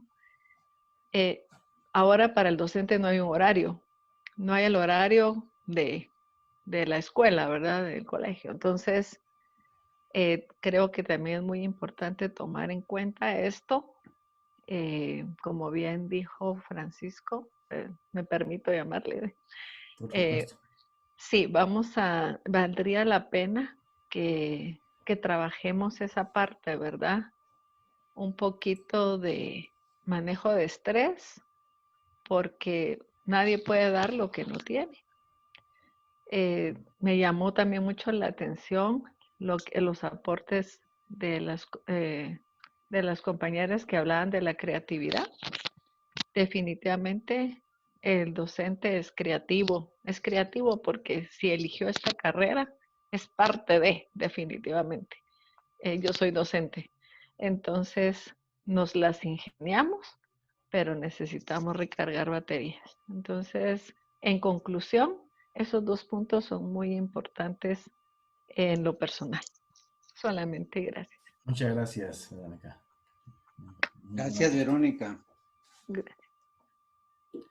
Bueno, pues, Por ahí había una pregunta también que no logré leer. Dice Silvia López. Soy nueva integrante en el grupo. La información que compartieron es muy importante y nos ayuda mucho en el proceso de resiliencia, en el proceso de la pandemia. Pues qué bueno, muchas gracias por el comentario, Silvia López, le agradecemos mucho. Pues Pedro, ¿concluimos? Pues sí, yo quisiera hacer un comentario atrasado a lo que dijo Ángela. Ella hablaba de la conectividad trasladada a saliéndonos del asunto virtual y etcétera. No podemos ser conectivos a nivel de la virtualidad más que de manera pues un poco artificial y improvisada, si no tenemos la capacidad de ser conectivos en nuestra vida cotidiana con nuestros compañeros, nuestros padres de familia, nuestros alumnos, y eso me lleva al asunto de la emocionalidad que decía Antonio también. La emocionalidad no solamente de los niños, sino también simultáneamente la emocionalidad de los padres y la emocionalidad obviamente de los maestros. Y aquí estamos hablando de comunidad educativa, ¿no? Yo creo que y el último tema que teníamos aquí diría que es ¿qué dirían los pedagogos de la escuela nueva o de la nueva escuela Freinet, Freire, Montessori y un largo etcétera? Yo creo que si podemos, como maestros, como padres de familia, haciendo eco a lo que decía Erika de la lectura, si en estos momentos podemos tomarnos nuestros descansos y ocuparnos de leer a los pedagogos, a los grandes pedagogos de lo que se llama escuela nueva, podríamos hacer acopio de ideas, de prácticas que ya han sido platicadas hace más o menos un siglo, o sea, 100 años atrás, más o menos, casi, y recuperar esas prácticas, que muchas de ellas son prácticas que se han ido perdiendo o desvirtuando en el transcurso del tiempo, y que podrían darnos algunas salidas, algunas ideas que podríamos ir poniendo en práctica en nuestros pequeños grupos de compañeros, de padres y de alumnos. Escuchar a los niños sería otra parte importantísima. Escuchar qué tienen que decir los niños de esta experiencia sería muy enriquecedor, que pudiéramos hacer pequeños conversatorios como este, con niños y con papás de nuestro círculo pequeño, para saber cómo están viviendo ellos este proceso, los niños y los papás. Y lo de la lectura crítica es importantísimo, y yo creo que pues para mí este intercambio de ideas, de experiencias es sumamente importante, y ojalá que podamos replicarlo, revisarlo,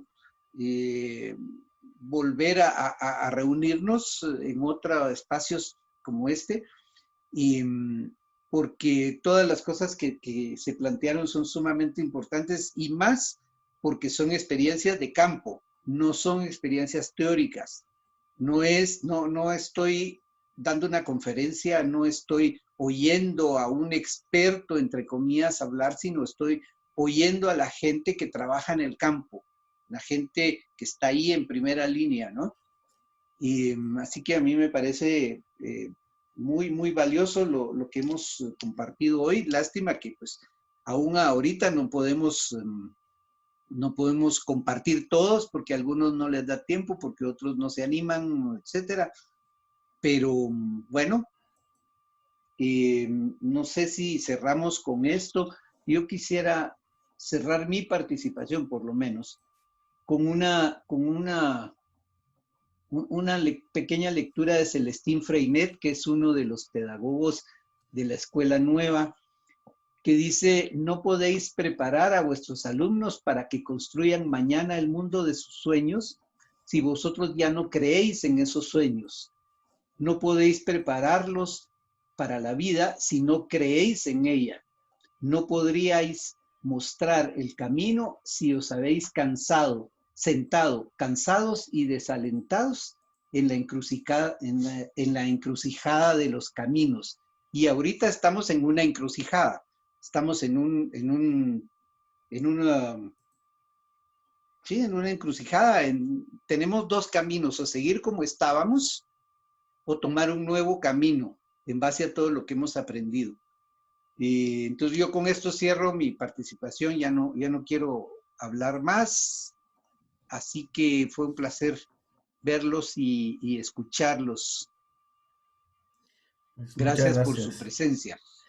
Gracias, Pedro. Pues yo también voy a cerrar con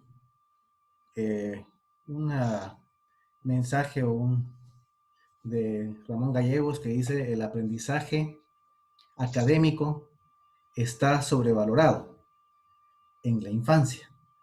Para un niño, más que aprender historia, geografía o química, es importante aprender a ser feliz, aprender a ser optimista, aprender a ser innovador, aprender meditación y el poder de la gratitud.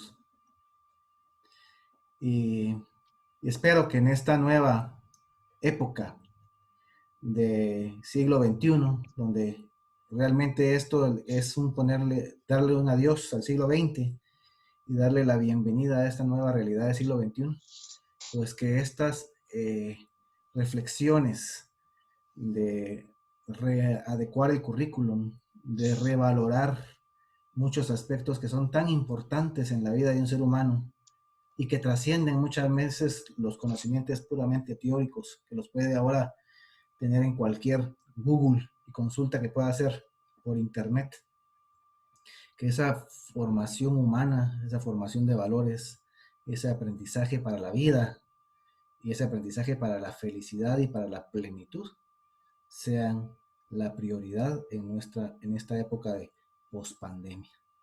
Entonces, les agradecemos mucho a todos por sus aportes, por su participación, por la paciencia y por sabemos que están sacrificando en algún momento también parte de su tiempo por estar acá, por aprender y por compartir.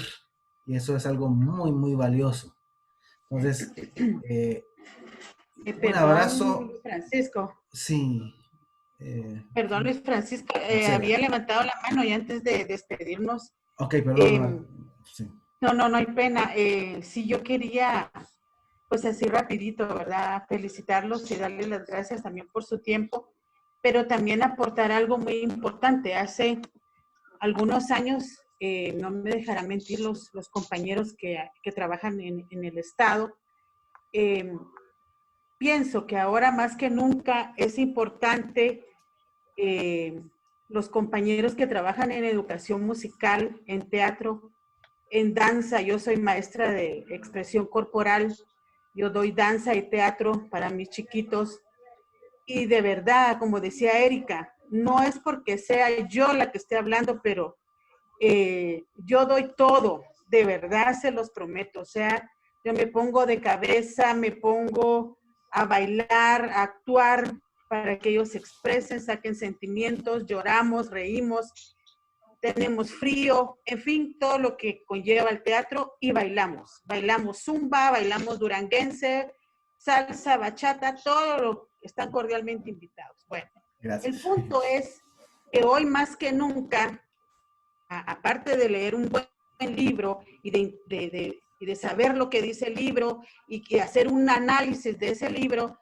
también es importante que el niño se exprese a través de la música, a través de un instrumento musical, que conozca las notas musicales, y eso pues solo lo da un maestro de educación musical, que con todo respeto lo digo, pero aprovecho que está Erika, el maestro tarda en llegar a esas escuelas. Cuando regresemos, si en tiempo normal el contrato del maestro duraba 6 meses porque un compañero se jubilaba, imagínense ahora cuánto va a durar esto. Yo porque estoy en la iniciativa privada, pero trabajé muchos años en el Estado, para la gloria de Dios, y me siento feliz porque eso para mí fue para mí enriquecedor. Haber sido maestra de gobierno, maestra de escuela pública, fue lo más maravilloso, y ahora pues Dios me está dando la oportunidad de estar en un colegio y seguir brindando mi servicio como maestra, y ya como en experiencia, que esto les digo, en expresión corporal. Así que, por favor, Erika, si es un buen aporte, lleva este mensaje al Mineduc, te lo pido, que los maestros de educación musical no desaparezcan, que los maestros de danza, de teatro no desaparezcan, porque el niño lo necesita. Ustedes no saben de verdad la experiencia más maravillosa cuando dicen, Miss, por lo menos ya no escribimos. O sea, no es que mis compañeras los saturen, pero es una manera de decir ellos, Miss, por lo menos ya nos estamos sentados, en fin, porque bailamos, reímos, como les digo, cantamos.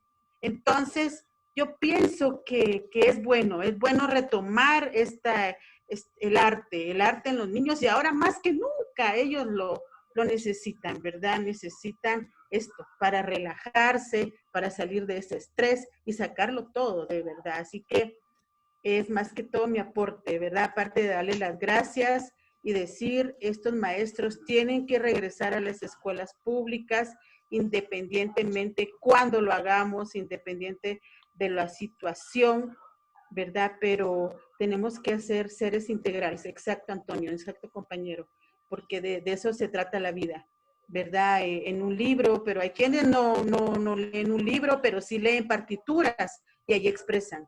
Hay niños que no leen un libro, pero al tener un diálogo para ser un buen actor, lo tienen que leer. Entonces, pues esa es la invitación para todos, ¿verdad? Que nos convertamos también en maestros de arte. Muchas Bendiciones, gracias. muchas gracias. Es el aporte que faltaba realmente, ¿verdad?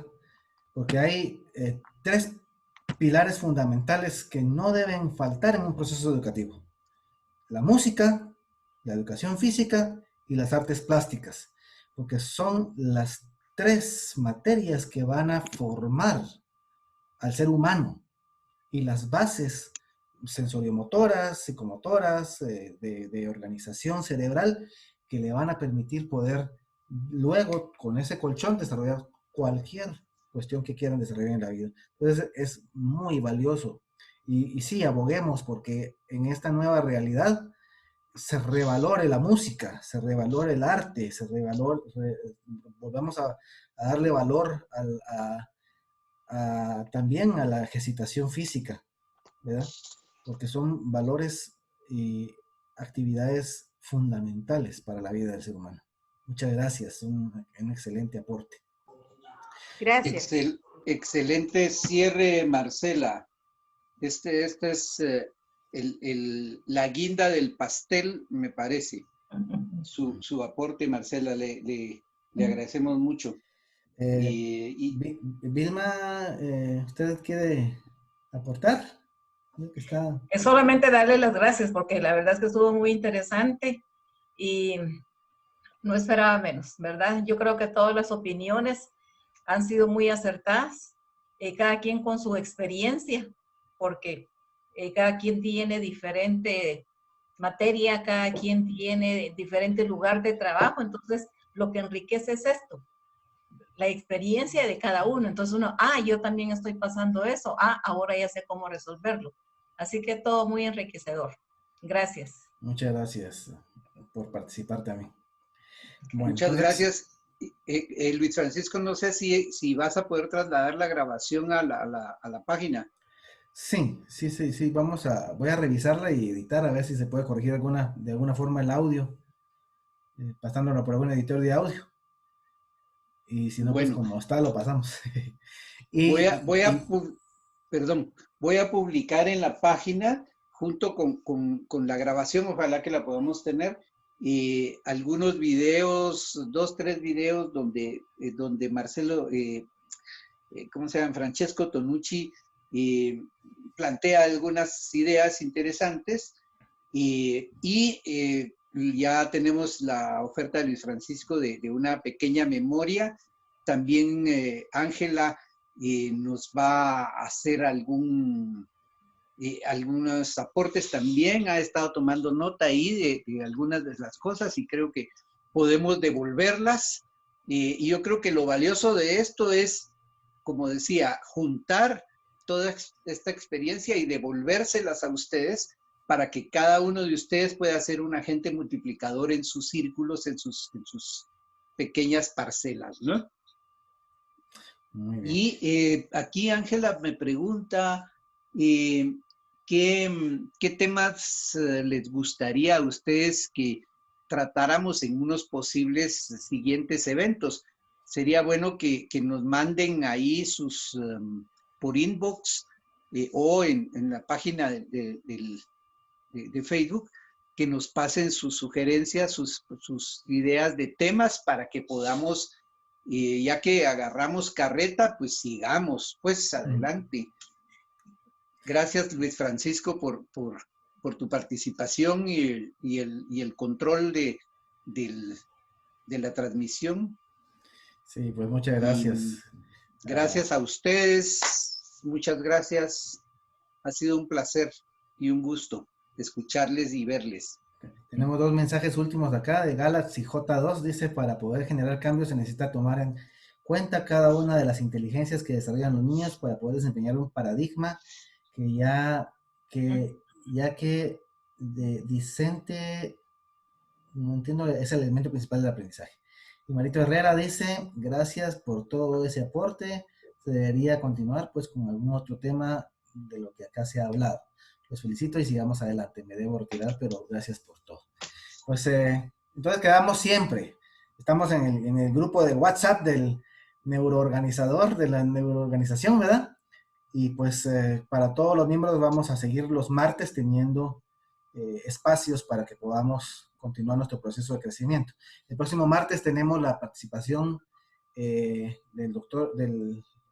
Máster Patzán, del ex director general de Educación Especial, que va a aportarnos sobre la diferencia entre la educación de la inclusión educativa versus la educación inclusiva. Entonces va a ser un tema muy interesante también y esperamos que pueda contar con la presencia de todos ustedes. Entonces quedamos por hoy hasta acá. Éxitos en sus actividades y nos seguimos comunicando. Hasta pronto. Nos seguimos viendo. Dios los bendiga. Adiós, Margarita. Felicidades, adiós Marcela, adiós Margarita. Felicidades. Adiós. Feliz noche, gusto saludarles. Igualmente, buenas muchas noches. Gracias. Feliz noche. Buenas noches, feliz noche. Buenas noches. Buen provecho. Que descansen, feliz noche. Que descansen. Feliz noche, que descansen. Gracias, Muchas gracias.